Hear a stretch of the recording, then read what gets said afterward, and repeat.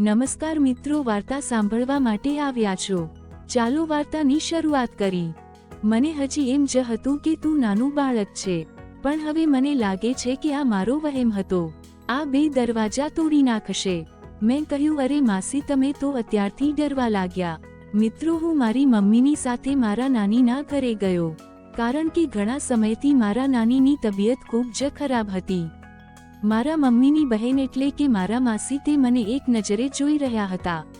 મારા હિસાબથી તેની ઉંમર લગભગ 22 વર્ષની હશે। તે ખૂબ જ સુંદર પણ હતી। તે મને હસતા હસતા કાનિક ઇશારા પણ કરી રહ્યા હતા, જે મારી સમજમાં આવતા નહોતા। મને થોડું અજીબ લાગી રહ્યું હતું।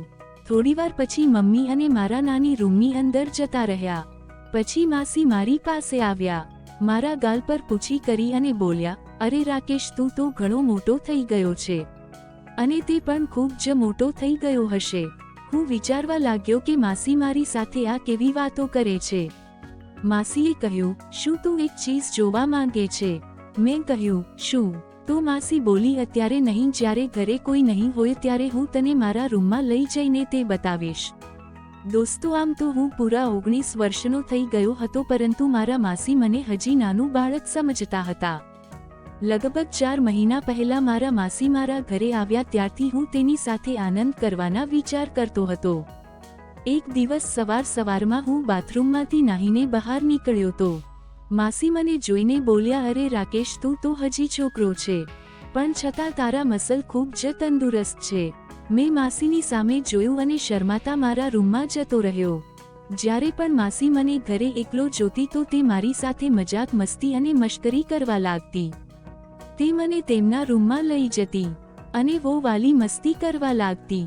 મને પણ આ બધું સારું લાગતું અને ક્યારેક હું પણ મસ્તી કરી લેતો। ત્યારે માસી કહેતી કે રાકેશ, તને કેવું લાગે છે? તો હું માસીને કહેતો કે માસી, મને દૂધ પીવાનું મન થાય છે।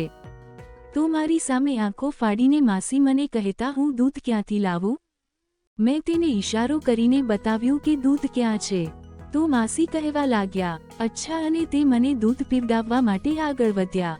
ત્યાં અચાનક બહારથી મમ્મીનો અવાજ આવ્યો। મારા માસી તરત બહાર ગયા। મારી હાલત અને મૂડ ખરાબ થઈ ગયો। હું વિચારવા લાગ્યો કે હું દૂધ પીવા જઈ રહ્યો હતો, હવે ભૂખ્યા જ રહેવું પડશે। હું પણ બહાર આવી ગયો તો મારા મમ્મી કહેવા લાગ્યા કે રાકેશ, તું પણ તારી માસી સાથે માર્કેટ જા, થોડોક સામાન લઈને આવ। હું માસીને સાથે લઈને બજારોમાં ગયો। માસી એક લેડીઝ કપડાની દુકાનમાં ગઈ। હું તેની પાછળ ગયો।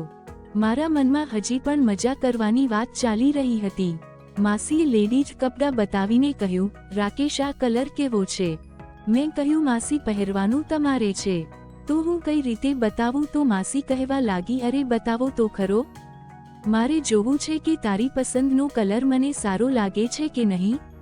મેં કહ્યું, માસી, આ નહીં, પેલો કલર તમને સારો લાગશે। દુકાનવાળો અમારા બંનેના ચહેરા જોઈ રહ્યો હતો। માસીએ થોડા કપડાં લીધા અને થોડોક બીજો સામાન પણ લીધો। પછી અમે ઘરે આવી ગયા। મેં રસ્તામાં માસીને કહ્યું, માસી, તમે મને દૂધ ના પીવડાવ્યું? તો માસી કહેવા લાગ્યા, હું તને દૂધ તો પીવડાવત, પણ તારા મમ્મીએ મને બોલાવી લીધી। સાંજે અમે બધા સાથે જમવા બેઠા। હું વિચારી રહ્યો હતો કે મને માસીના રૂમમાં સૂવાનું મળી જાય તો આજે ખૂબ જ મજા આવી જાય। હું તેની સાથે ખૂબ જ એન્જોય કરીશ।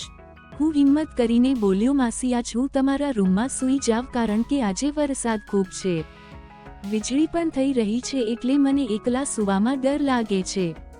તો મારા મમ્મી બોલ્યા, રાકેશ, તું કેવી વાત કરે છે? અત્યાર સુધી તો તને ડર લાગતો નહોતો। મારા મમ્મીની વાત કાપતા માસી બોલ્યા, હા ઠીક છે, તું મારા રૂમમાં આવીને સૂઈ જજે। હું ખૂબ જ રાજી થઈ ગયો। મારા મનમાં લાડવા ફૂટવા લાગ્યા। હું મારા માસીની સાથે તેના રૂમમાં ગયો। મેં માસીને કહ્યું, તમને યાદ છે કે ભૂલી ગયા? તો માસીએ કહ્યું, શું?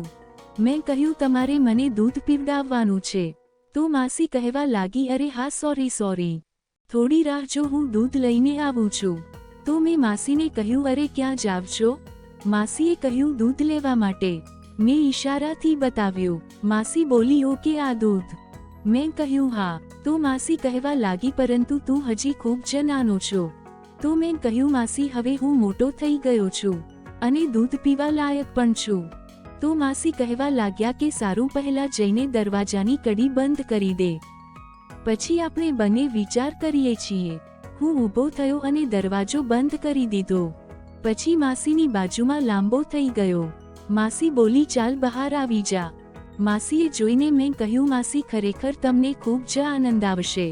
માસી પણ કહેવા લાગ્યા કે તું સાચું કહે છે.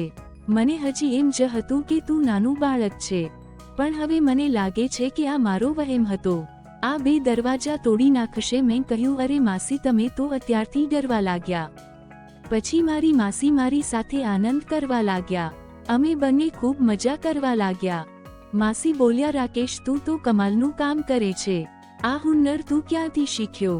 તો મેં કહ્યું, માસી, ઓનલાઈન ઉપર સરસ મજાના વિડીયો છે, જેમાં જોઈને કોઈ પણ વસ્તુ શીખી શકાય છે. આનંદ કરતા લગભગ રાતના 2 વાગી ગયા હતા. અમે બંને વાતો કરીને થાકી ગયા હતા, એટલા માટે સૂઈ ગયા. પરંતુ અચાનક મારી નીંદર સવારના 5 વાગ્યે ઉડી ગઈ. મેં જોયું તો મારા માસી ભર નીંદરમાં સૂતા હતા. મેં તેને જગાડ્યા અને ફરીવાર એવી મોજ કરી કે તમને શું વાત કરું. આવી જ વાર્તા સાંભળવા માટે ચેનલને સબસ્ક્રાઇબ કરજો દોસ્તો. ધન્યવાદ.